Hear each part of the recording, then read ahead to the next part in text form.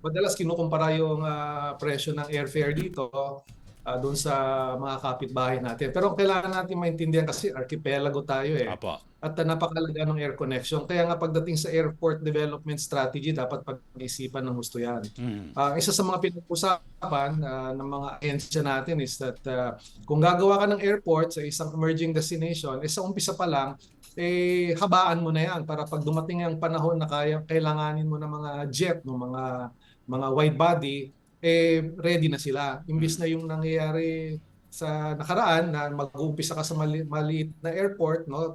Turboprop lang ang pwede mong ma-accommodate dyan. At Apo. nangyayari is wala kang economies of scale, nagiging mas mahal ang pamasahe. So, ginagawa na naman ng ating mga ahensya yan at makikita na rin natin yung Apo. improvement sa ating airport infrastructure. Manatiling nakatutok sa Abante. Sundan kami sa aming social media accounts at huwag kalimutang mag-subscribe sa aming YouTube channel DWAR Abante Radio para sa mga eksklusibong balita.